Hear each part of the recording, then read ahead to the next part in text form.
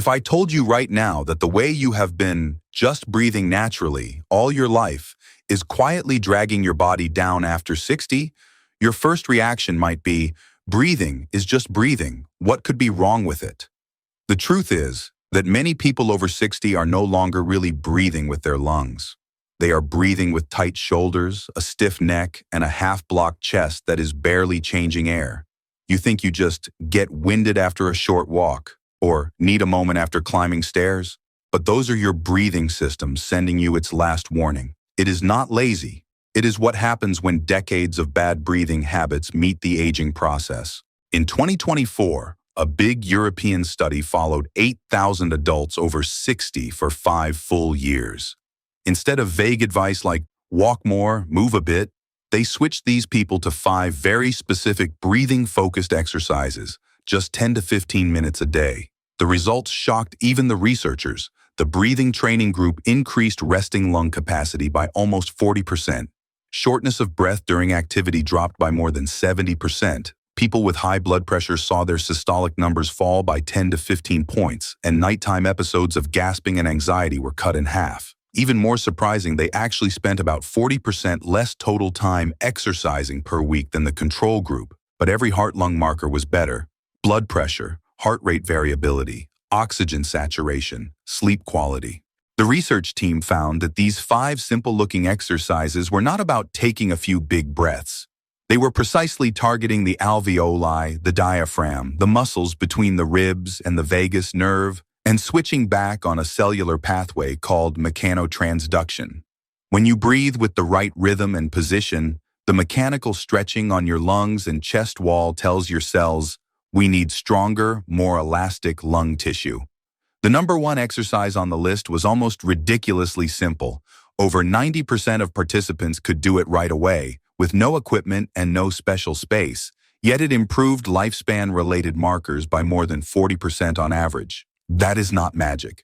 That is your cells being reprogrammed by the right mechanical signal. Why does this matter so much after 60? Because as we age, most people's breathing changes in 3 very bad ways. First, the breath becomes shallow. Air just swirls in the upper chest while the lower lungs basically retire. Second, the diaphragm stiffens and loses elasticity. The muscle that should be the main engine of breathing gets replaced by overworked shoulders and neck. Third, the breathing rhythm becomes chaotic. Under stress, you unconsciously hold your breath, your heart rate spikes, and your blood pressure jumps with it. Put those 3 together and you end up with getting winded on 2 flights of stairs, waking at night, gasping, feeling foggy in the head, and having your chest tighten whenever you are stressed. What makes it worse is that many people believe just walking more will fix everything.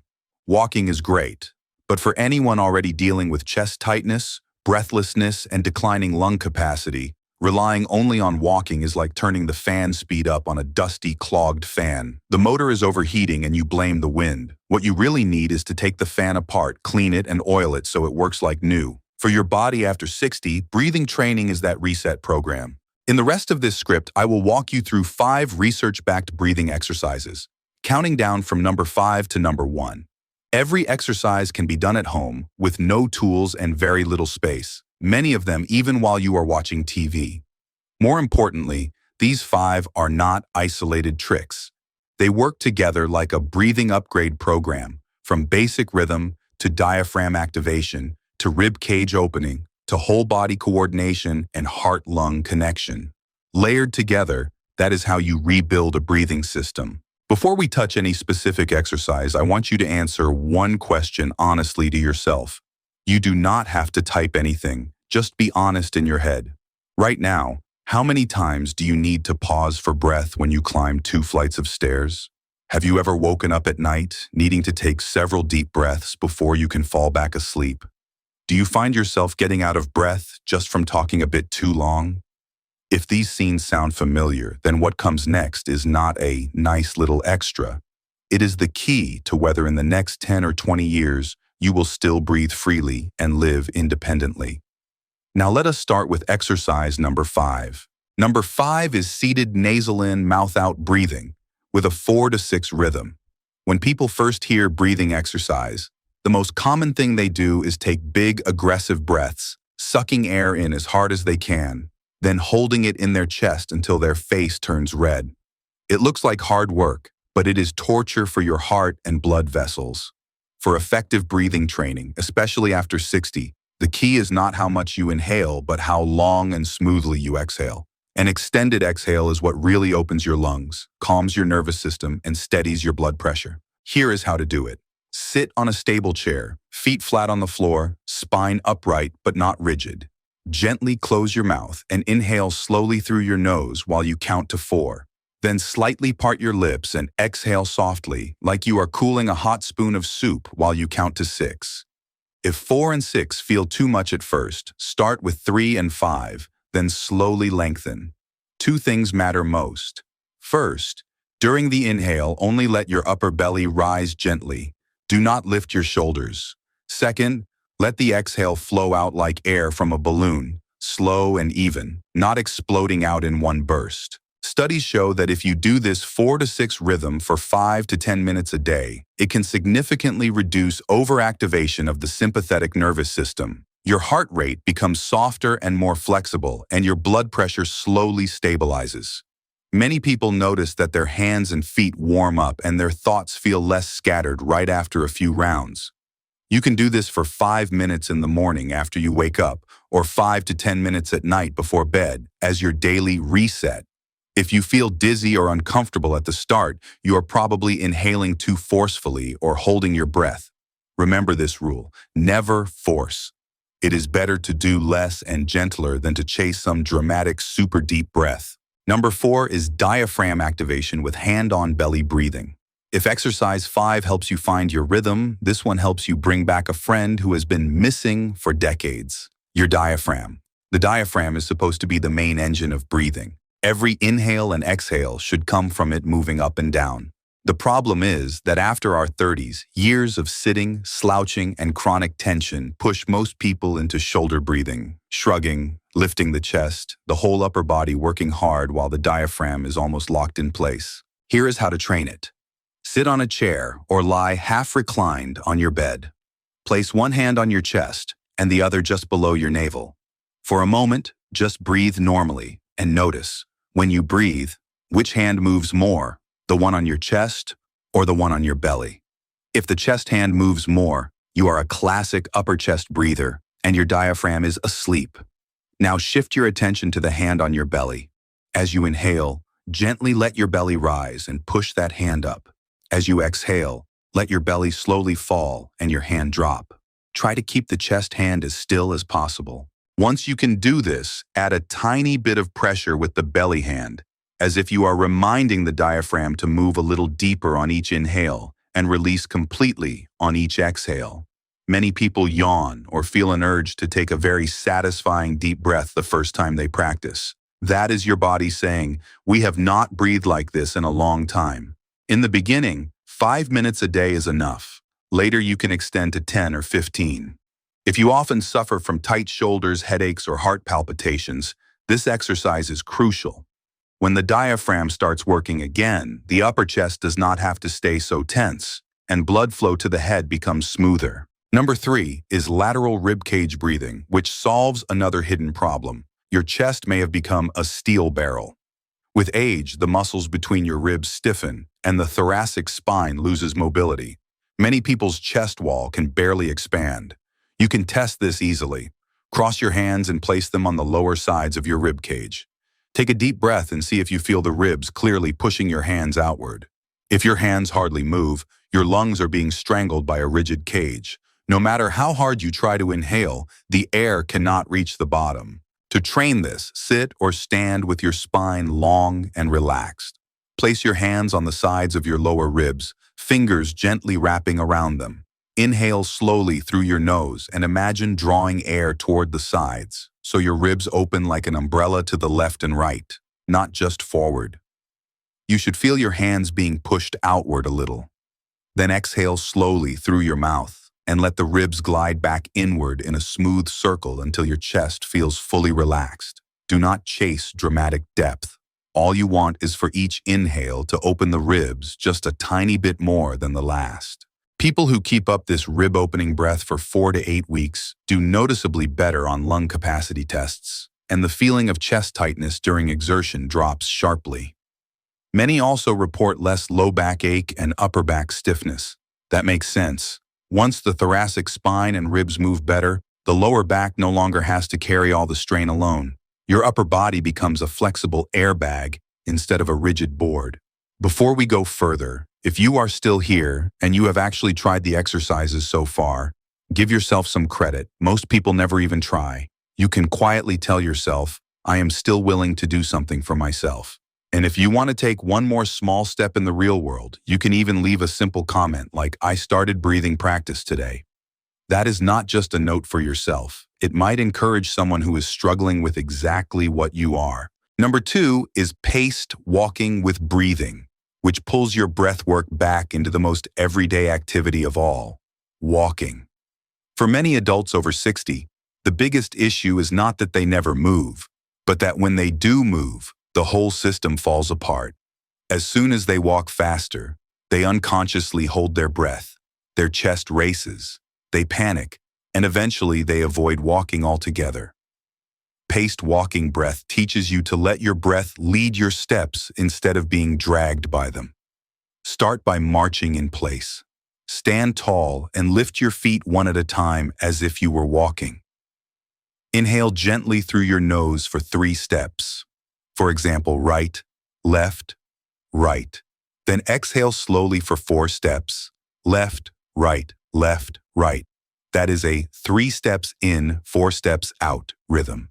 At first, you may use a 2 in, 4 out pattern and then lengthen the inhale as you improve. The rule is simple. You always exhale for more steps than you inhale. Once you can keep this rhythm while marching in place, start walking slowly in your hallway, living room, or on a flat path outside.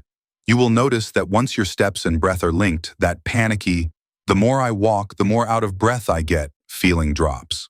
Your body slips into a steady tempo. This is very heart-friendly because it avoids sudden breath holding and gasping. Your heart rate gets to swing gently in a safe range.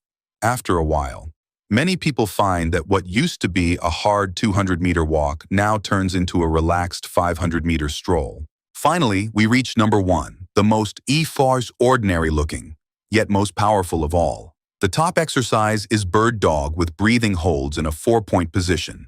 The name sounds fancy, but it is actually close to your natural movement pattern.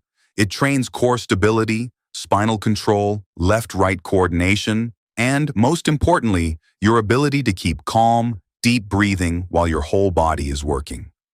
Many experts believe this ability is what truly separates a body that is young on the inside from one that is just holding itself together from the outside. Here is how. Spread a yoga mat or folded blanket on the floor. Put your hands directly under your shoulders and your knees under your hips on all 4s. Take a few diaphragm breaths here first. Inhale so your belly drops slightly and your chest expands. Exhale so your abdomen gently draws in while your spine stays neutral. Then slowly lift your right arm straight forward and your left leg straight back until your hand, back, and leg form almost a straight line. Now the key. Hold this position while breathing with that 4 to 6 rhythm. Inhale through the nose for 4 counts, exhale for 6. At the beginning, hold each side for about 10 to 15 seconds, then switch sides. That is 1 set. As you practice, extend the hold to 20 or 30 seconds per side for 3 to 5 sets. A more advanced option is to add tiny pulses. At the end of each inhale, gently reach your hand and foot just a little farther away, as if trying to lengthen your body. At the end of each exhale, lightly tighten your core and feel your ribs draw inward. From outside, these movements are almost invisible, but to your nervous system, they are constant updates to the How to Breathe While the Whole Body Works program. Why does this exercise rank number 1 in so many studies? Because it forces you to maintain an unstable position while keeping your breath deep and regular. It is like learning to relax your shoulders while driving. It sounds simple, but it challenges your whole system. Doing this engages both brain hemispheres and activates brain areas for balance, spatial sense, and movement control. In people who stick with bird dog breathing for weeks or months, not only do back pain and fall risk drop, but scores on memory and attention tests often improve too. Even more, this move perfectly combines breathing with mechanotransduction. While you hold the position and breathe, your spine, ribs, shoulder blades, and hips all receive continuous, precise mechanical signals. You are telling your body, we need stronger, more stable, more elastic tissue. Your cells respond by reorganizing muscle fibers, increasing bone density, and improving connective tissue quality. Many think that only young bodies can make such changes. The truth is, as long as you give your body the right stimulus, it can still adapt impressively at 80. Put these 5 exercises together, and you will see how much more advanced they are than random walking, high knee marching, or just taking some deep breaths. They do not aim to tire you out. They aim to rebuild both the hardware and software of your breathing system: rhythm, muscles, rib cage, whole body coordination, and the brain-lung connection. 10 to 20 minutes a day of these 5 do more for your heart and lungs and your nervous system than an hour of aimless walking. You do not need to do them perfectly from day one. What matters is starting from where you are and sending your body a clear, gentle signal. Even if all you do today is the 5th and 4th exercises for 3 minutes, you are already turning in the opposite direction, away from the more I move, the more I panic, and toward the more I practice, the more I dare to breathe. For people over 60, that change in direction is worth far more than one heroic workout. Research keeps repeating the same message. Even when breathing training starts late in life, it still brings real, measurable changes to the heart-lung system. Your alveoli can be used more fully, oxygen transport in the blood can improve, and your heart rate can regain some elasticity. Even more importantly, when you relearn to breathe with your whole body instead of just straining your upper chest, your sense of safety slowly returns. Stairs are no longer so frightening. Nighttime wake-ups are less scary. Stressful moments do not automatically equal "I cannot breathe." Now I invite you to do a tiny experiment. Take 30 seconds for 3 rounds of 4 to 6 breathing, and then simply notice how you feel. Maybe your shoulders have softened a bit. Maybe your mind feels less noisy. Maybe it is just a subtle sense of not as tight as before. You do not need dramatic miracles. These small changes, stacked into 10 or 15 or 20 minutes a day, will become obvious differences in a few months that even other people can see. If you like, you can make a small promise to yourself. From today on, I give my breathing 10 minutes a day. Those 10 minutes may be more valuable than any past attempt to go hard at the gym or buy a bunch of supplements. You are investing in the most basic, most neglected ability of all, the ability to breathe well. Remember this, you are not breathing poorly just because you are old. You are breathing poorly because no one ever taught you how to redesign your breathing for an older body. Now you have a calmer, more scientific, and more realistic plan that fits life after 60. The only thing left is to start. Even if today all you do is one extra careful, slow, complete breath, your body will remember it.